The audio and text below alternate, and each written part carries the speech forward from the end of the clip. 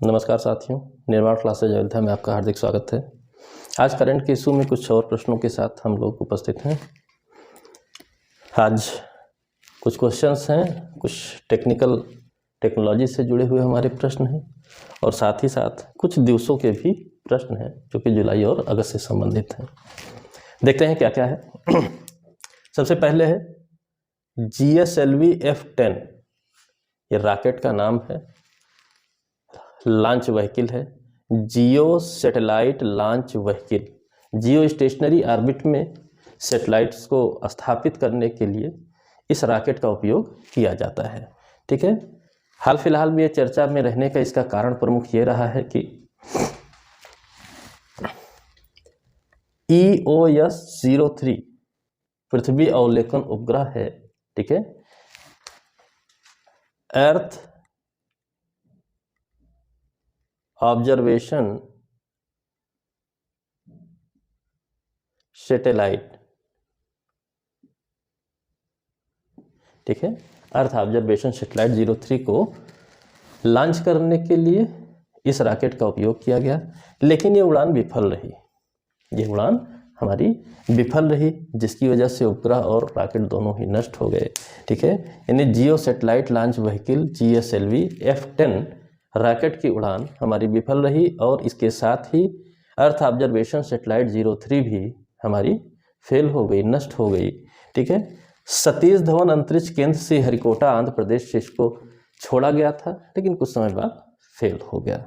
ठीक है, technical issue रहा होगा कोई, उसकी वजह से फेल हो गया। कभी कभी ऐसी दुर्घटनाएं हो जाती हैं जो कि बहुत गंभीर दुर्घटनाओं के रूप में रहते हैं। तो ये फिलहाल फेल हो गया, इसकी वजह से चर्चा में है। तो हो सकता है आपसे प्रश्न पूछ ले कि कौन से रॉकेट के जरिए इस सैटेलाइट को छोड़ा गया, या इस रॉकेट के जरिए कौन सी सैटेलाइट को छोड़ा गया। जाने का उद्देश्य था लेकिन उड़ान विफल हो गई, जिसकी वजह से यह हमारा जो अभियान था फेल हो गया। ठीक है, अर्थ ऑब्जर्वेशन सैटेलाइट यानी कि पृथ्वी को ऑब्जर्व करते हुए मौसम आदि की जानकारी देना, ठीक है, GPS सिस्टम की जानकारी देना, तमाम तरीके से नेविगेशन की जानकारी देना, तमाम इससे हमें लाभ होते, लेकिन अब फेल हो गया। नेक्स्ट छोड़ने की तैयारी बनाई जा रही है। ठीक है, तो ये एक क्वेश्चन ये हो गया। दूसरा है IPCC, बहुत चर्चित ये आपका संगठन है, inter governmental panel on climate change. ठीक है, अंतर सरकारी पैनल है जो आपका जलवायु में परिवर्तन हो रहा है उससे जुड़ा हुआ, बहुचर्चित में है, फुल फॉर्म भी पूछता है। हाल फिलहाल में इसकी एक रिपोर्ट आई है, climate change 2021 the physical science basis ये रिपोर्ट आई है, जिसमें समुद्र जल स्तर में वृद्धि, बहुत सी बातों को, पोल्यूशन के बारे में, आदि तमाम चीज़ें, ग्लोबल वार्मिंग के बारे में बहुत सी बातों को बताया गया है, आगाह किया गया है। एक प्रमुख बिंदु रखा गया है कि सभी का जो परिणाम निकल के आ रहा है, समुद्र जल स्तर में वृद्धि, इसके लिए आगाह किया गया है कि अगर अभी नहीं चेतेंगे तो समुद्र जल स्तर में वृद्धि होने के कारण बहुत से स्थलखंड हमारे समुद्र के भीतर डूब जाएंगे। कई ऐसे देश हैं जो समुद्र से बहुत ज़्यादा ऊंचाई पर नहीं है,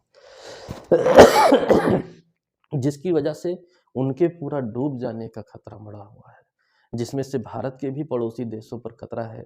जैसे बांग्लादेश का बड़ा हिस्सा डूब जाएगा, इतनी ज़्यादा वहाँ जनसंख्या है, लोग जाएंगे कहाँ, एक समस्या है। ठीक है, ऐसे तमाम, मालदीव के डूब जाने का खतरा है, ऐसे तमाम इशूज हैं। भारत के आसपास भी इसका बहुत बड़ा प्रभाव पड़ेगा, पूरे विश्व पर प्रभाव पड़ेगा। स्थलखंड वैसे ही जनसंख्या इस वृद्धि हो रही है जिस हिसाब से कम पड़ रहे हैं, अगर वो डूब जाएंगे तो क्या प्रभाव होगा, बहुत चिंता का विषय है। इस पर रिपोर्ट भी आई, तमाम कैलकुलेशन, स्टैटिक्स आंकड़े दिए गए हैं और उसके आधार पर आगाह किया गया है। अगला क्वेश्चन है, देश में अक्षय ऊर्जा यानी जो रिन्यूएबल एनर्जी है आपकी, ठीक है, जो नवीनीकरण किया जाता है, जिन सोर्सेस को समाप्त नहीं होना है, उसके जरिए हम विद्युत ऊर्जा में एक बहुत बड़ी उपलब्धि हासिल कर चुके हैं। आज हमारे देश की 25.2% जो कुल बिजली उत्पादन है उसमें 25.2% हिस्सा अक्षय ऊर्जा से हम प्राप्त कर रहे हैं। यानी सोलर पैनल से हम प्राप्त कर रहे हैं, विंड एनर्जी से हम प्राप्त कर रहे हैं, तमाम तरीके से प्राप्त कर रहे हैं। ये एक बहुत बड़ी उपलब्धि है। और वर्तमान में कुल विद्युत उत्पादन क्षमता में क्या स्थिति है, किन रिसोर्सेज से हम कितना प्राप्त कर रहे हैं, ये हमारा लगातार प्रश्न आता है। यहाँ पर सारे आंकड़े हैं आपके कि प्रमुख सोर्सेज से हमें किस तरीके से प्राप्त हो रहा है, जिसमें तापीय यानी कि कोयला, पेट्रोल, डीजल, ये जो फ्यूल्स हैं, इनको जलाकर जो हमें ऊर्जा प्राप्त होती है, उससे जो विद्युत का निर्माण होता है, वह अब घटकर 60.2% हो गया। सर्वाधिक अभी भी है, लेकिन पहले बहुत ज़्यादा इसी पर हम निर्भर थे, लेकिन धीरे धीरे इसमें कमी आ रही है। ठीक है, अक्षय ऊर्जा में वृद्धि हो रही है, तमाम जगहों पर वृद्धि हो रही है। तो अब ये 60.2% रह गया है। हाइड्रो ऊर्जा यानी कि जो आपके विद्युत का उत्पादन जल के जरिए हो रहा है, जल विद्युत योजनाएं जो हैं, उनकी हिस्सेदारी अब 12.1% की है। ठीक है यानी जल विद्युत के जरिए हम 12.1% प्राप्त कर रहे हैं। नाभिकीय ऊर्जा के जरिए यानी कि परमाणु रिएक्टर से हम 1.8% हिस्सेदारी प्राप्त कर रहे हैं। और वहीं अक्षय ऊर्जा अब हम 25.2% की हिस्सेदारी के साथ हैं। इसका मतलब तापीय के बाद अब दूसरे नंबर पर अक्षय ऊर्जा के जो हमारे साधन हैं, उसके जरिए हमें विद्युत मिल रही है, जो कि आने वाले भविष्य के लिए इसमें बढ़ोतरी भी जारी है। एक शुभ संकेत है, अच्छा संकेत है। पर्यावरण को कम से कम नुकसान पहुंचेगा और हमारी ऊर्जा की आवश्यकताएं भी पूरी होंगी। ठीक है, इस पर शार्ट नोट्स भी आते हैं, कौन कौन से रिसोर्सेज हैं, किस तरीके से, कहाँ पर कितना कारगर है। ठीक, तमाम तरीके से प्रश्न आते हैं। टॉपिक मोस्ट इंपॉर्टेंट है। इस टॉपिक पर भी कभी हम लोग विशद चर्चा करेंगे अलग से स्पेशल टॉपिक में। फिलहाल आंकड़ों के आधार पर तापीय सर्वाधिक, दूसरे नंबर पर अक्षय ऊर्जा, तीसरे नंबर पर हाइड्रो, चौथे नंबर पर एटॉमिक एनर्जी हमारी चल रही है देश में कुल विद्युत ऊर्जा उत्पादन में। ठीक है, अगले प्रश्न है हमारे एक प्रश्न है नेशनल मोनेटाइजेशन पाइपलाइन। ठीक, अब यहाँ पर खास बात क्या है कि हम लोग पाइपलाइन पढ़ के आंसर को गलत कर सकते हैं, उस बात पर ध्यान देना है। नेशनल मोनेटाइजेशन पाइपलाइन किससे संबंधित है? ये कोई आयल या गैस पाइपलाइन से संबंधित नहीं है। ये है सार्वजनिक परिसंपत्तियों के मौद्रीकरण के लिए, यानी कि जो सरकार की तमाम परिसंपत्तियां हैं, उसमें जो सरकार का डिसइन्वेस्टमेंट के जरिए तमाम वर्क हो रहा है। ठीक है, यानी कि अपने शेयर्स को सरकार बेच रही है, उसी से संबंधित योजना है नेशनल मोनेटाइजेशन पाइपलाइन। मोनेटाइजेशन शब्द मौद्रीकरण से याद रखे रहिएगा कि इसके तहत तमाम पब्लिक सेक्टर्स को लाया जा रहा है। वहां पर सरकार के शेयर्स को बेच करके सरकार अपने आय में वृद्धि कर रही है, ताकि ज़्यादा से ज़्यादा वेलफेयर स्टेट के निर्माण की दिशा में कार्य किया जा सके, इंफ्रास्ट्रक्चर का डेवलपमेंट किया जा सके और लोगों के हित को सुरक्षित किया जा सके। उसके लिए अब एकल योजना बना दी गई है नेशनल मोनेटाइजेशन पाइपलाइन। यानी अब अलग अलग डिपार्टमेंटों के जरिए चर्चा नहीं होगी, एक योजना के तहत जो भी पब्लिक सेक्टर के यूनिट्स आएंगी, इसके तहत उन्हीं का मौद्रीकरण किया जाएगा। यानी कि वहाँ सरकार अपने शेयर को बेच के मुद्रा गेन करेगी और उसके माध्यम से वेलफेयर स्टेट या वेलफेयर के काम जो पब्लिक इंटरेस्ट के वर्क्स हैं उनको मेंटेन करेगी, इंफ्रास्ट्रक्चर का डेवलपमेंट करेगी, ताकि हमारी आपकी सुविधाओं को बढ़ाया जा सके।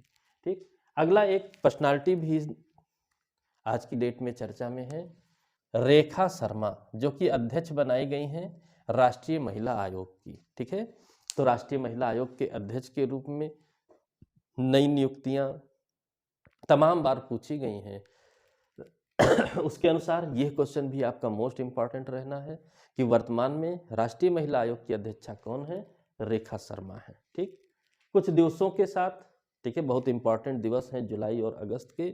ठीक है, 11 जुलाई विश्व जनसंख्या दिवस। ठीक है, जनसंख्या की जो बढ़ती हुई मात्रा है, जिसकी वजह से हमारे तमाम सोर्सेज घट रहे हैं, ठीक है, पोल्यूशन में वृद्धि हो रही है, तमाम तरीके की समस्याएं हो रही हैं, उसके लिए जागरूकता फैलाने के लिए विश्व जनसंख्या दिवस मनाया जाता है 11 जुलाई को, ये याद रखिएगा। 15 जुलाई को विश्व युवा कौशल दिवस। कुशल युवाओं का निर्माण कुशल विश्व, कुशल देश का निर्माण करेगा, इसके लिए वैश्विक स्तर पर युवाओं के कौशल में बढ़ोतरी के लिए भी ये दिवस मनाया जा रहा है।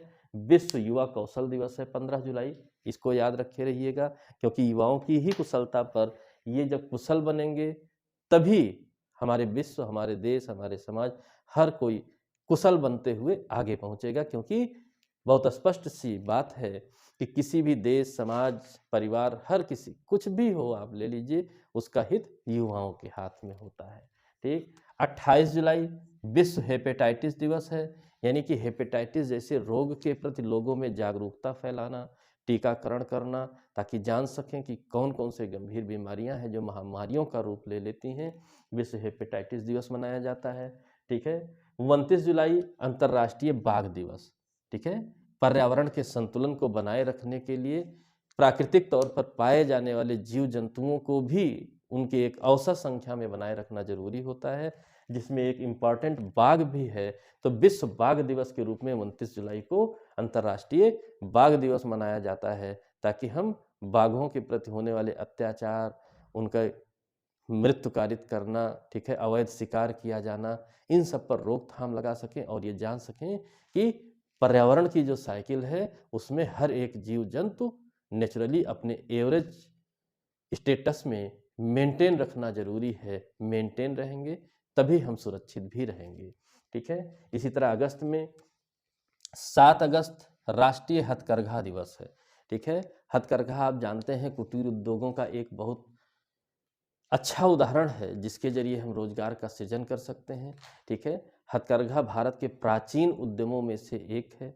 वस्त्र का निर्माण किया जाना, उसके लिए रेशों का उत्पादन, इस सब से विश्व को परिचय हम ही लोगों ने कराया। तो हमारे लिए मोस्ट इम्पॉर्टेंट है विश्व हथकरघा दिवस।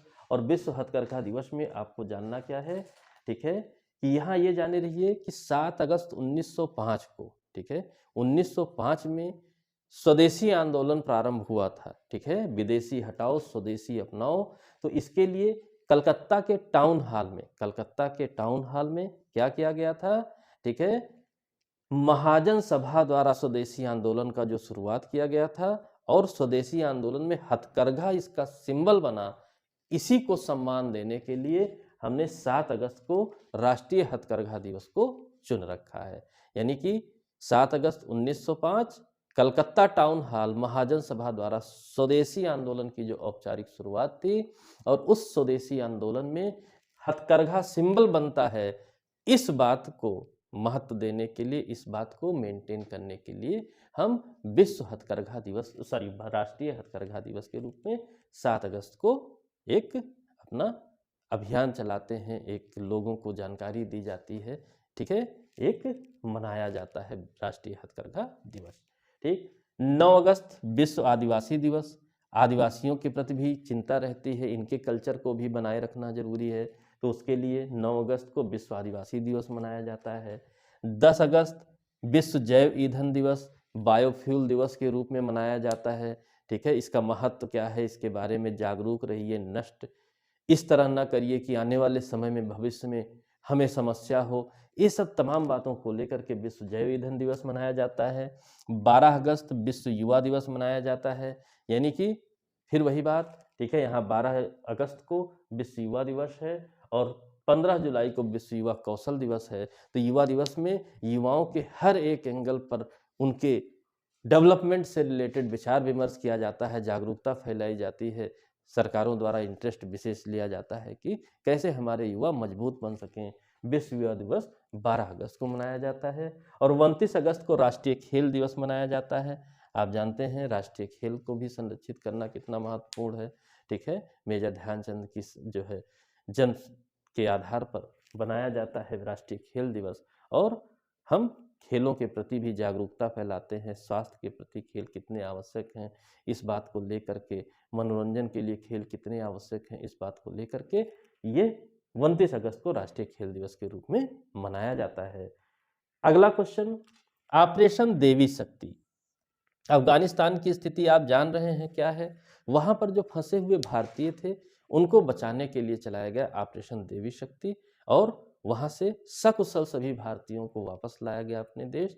जब वहाँ पर कभी स्थिति सुधरेगी, जैसा राजनीतिक संबंध रहेगा, उसके अकॉर्डिंग फैसला लिया जाएगा कि अब आगे क्या करना है। फिलहाल भारतीयों को बचाकर वापस लाया गया है कि उनके जीवन को कोई नुकसान ना होने पाए। यानी आज हमने क्या क्या पढ़ा, GSLV F-10 रॉकेट का फेल होना, IPCC inter governmental panel on climate change द्वारा समुद्र जल स्तर में वृद्धि के प्रति आगाह करना, अक्षय ऊर्जा का हिस्सा 25.2% हो जाना कुल विद्युत उत्पादन में, नेशनल मोनेटाइजेशन पाइपलाइन के जरिए सरकारी परिसंपत्तियों का मौद्रीकरण, रेखा शर्मा अध्यक्ष चुना जाना, राष्ट्रीय महिला आयोग के रूप में प्रमुख दिवसों में जुलाई और अगस्त के दिवसों को हमने पढ़ा, और ऑपरेशन देवी शक्ति के जरिए अफगानिस्तान से लोगों को सुरक्षित वापस भारत लाया गया, जो भारतीय वहाँ पर फंस गए थे। तो ये सारे क्वेश्चन मोस्ट इम्पॉर्टेंट है।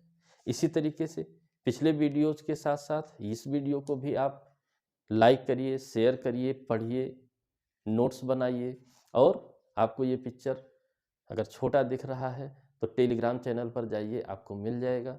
सटीक पढ़िए, अच्छा पढ़िए, अच्छे से पढ़िए, सिलेक्शन की ओर एक कदम रोज आगे बढ़ाइए, ताकि जल्द से जल्द आपका सिलेक्शन हो सके, आप स्वयं की और परिवार की जिम्मेदारियों का बखूबी निर्वहन कर सकें, उसमें कोई समस्या ना आने पाए।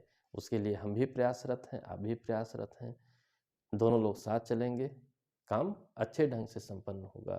ठीक, इसी के साथ जय हिंद, जय भारत, धन्यवाद।